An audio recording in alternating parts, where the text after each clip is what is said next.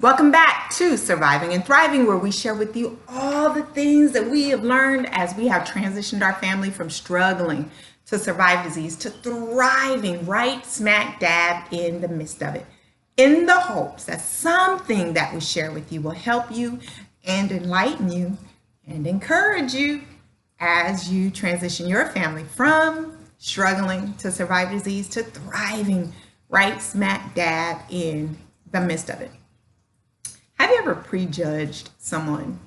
Looked at someone, heard something about someone, seen them in a certain light, and just made assumptions about who they are and what they can do?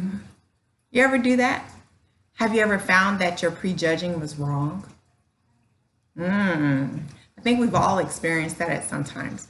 But there are times when we have prejudged and we didn't stick around long enough to find out if what we thought was right or if what we thought was wrong, or if what we heard was right, or if we heard was wrong, because it changed our perspective of the person. And sometimes they can do something good and do something right, but because the perspective that we looked at them through was tainted, we couldn't even see the good of the person. You kind of know what I'm talking about? When you're dealing with health issues, we get prejudged a lot. We get prejudged a lot by a lot of people in a lot of ways, right? Sometimes we're overestimated, sometimes we're underestimated, but we get prejudged a lot, especially by people in the medical field. And it's amazing because you think that if you're dealing with doctors, you're dealing with nurses, you're dealing with technicians, people in the medical field, that they should have a better understanding than anybody, being as though that they deal with these people day in and out. And they've been, somewhat trained in whatever it is that you're going through and what you're dealing with. But it is amazing to me how little they know, but yet they really think they know something, right? And they walk with almost an arrogance or a haughtiness as if they know more about what you're going through than what you're going through, right? Does that ever bother you? That bothers me sometimes, right? Just because you learn about something in a book, because you worked around people, or you seen people, or you heard people, or you had a cousin or uncle or a brother or a sister or somebody that you know, or your best friend's roommate uncle went through something and you heard about it third party, doesn't mean that you really understand what it is to go through anything that anyone is going through, whether it's health or not, right? Everybody's experience is different, and you can have two people dealing with the same health issue and it manifests itself differently. They may go through similar things, but they also may experience different things and stuff, right? Like when you take any aspirin, any medication, anything out there, they tell you the different side effects that are possible, right? Some people may experience no side effects. Some people may experience all of the side effects.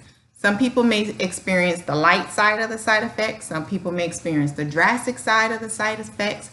Some people may experience multiple side effects, but different combinations of them, right? So is it when you're going through a health issue. Just because two people have the same name of a health issue doesn't mean that they're going to experience all the same things of that health issue. And so what's irritating sometimes and frustrating sometimes is when you're dealing with medical personnel who thinks they know what you're experiencing, thinks they know what you should or should not be experiencing, and then try to belittle or look down on or even deny that you're saying that you're experiencing something because it's not written in their book and they're saying it ain't like that, right? I was getting a treatment the other day, and a gentleman was complaining because something that he was experiencing, and the people started laughing at him and making fun of him and telling him it's not because of the treatment that he's having, and he was asking to stop, and they ignored his request and kept going, which they should not have done, which was wrong. And I was really frustrated and angry about that because what the gentleman said that he was experiencing is something that you actually can't experience. I've experienced similar things of that, but they're telling him, oh, that's not something that, comes with this treatment. Well, just because a pharmaceutical company didn't tell you that treatment would have that side effect doesn't mean that that's not true. Only way you know it is if you go through it. And even if you go through that particular type of treatment, what you experience may be different each time or from one person to the next person, right? But sometimes people who think that they're around things or around people or have a little knowledge of something can oftentimes figure out what you can or cannot do. One of the things I find that I deal with a lot that can be bothersome is people in the medical field, especially, but even people not in the medical field, even people that I know that are close up that have been through this walk with me for many, many years, still don't get it right. And usually it's just like, it's just irritating. I'm gonna just leave it at that. But we all know, right? You know, I have 5 children, you know, I have a husband, I got some animals, right? I homeschool, I have a life. I garden, I exercise. I have a life. I actually have a life. But a lot of times people think that because you're dealing with a chronic illness, you can't have a life. So a lot of times what I experience is, you know, if I get a call, 8 o'clock in the morning, I even had calls at 10 o'clock in the morning. Oh, I can't believe you're up. Or why can't you believe I'm up? Well, isn't this kind of early for you? Well, why is it early for me? And what really irritates me is when you go to doctor's appointments or even have to deal with treatments and stuff, and they think you just do nothing, but only thing you do is go to appointments. So you have no life outside of them. And they're shocked when they find out you have a life outside of them. Well, why are you judging me as that? You're judging me based upon something that you think that you know about all people with this certain health issue. No, that's not true. There may be some people who go through health issues that sit at home and watch TV all day and only get up and go to their appointments. I'm not one of them. And it's a little irritating when you have people who you've dealt with for a long time and they know that you have a busy life, but for whatever reason, they still judge you and treat you as if you're some type of an invalid, right? That can be frustrating. That can be irritating, right? When people put limitations on you because they're prejudging you based off of what they think they know. So how do I deal with that? Well, I got to tell you, sometimes it's easy to brush it off. Sometimes it's not so easy to brush it off. Sometimes you just wanna, right? But you can't. I was telling my husband the other day, it's really irritating sometimes because some people can act a fool. Talking about a doctor I was dealing with who has shown herself to act a fool a lot of times. And I have it to say it. Oh, I can say it and I can handle it, but I'm restrained because I have to conduct myself in a certain way, even if she's unprofessional about it, right?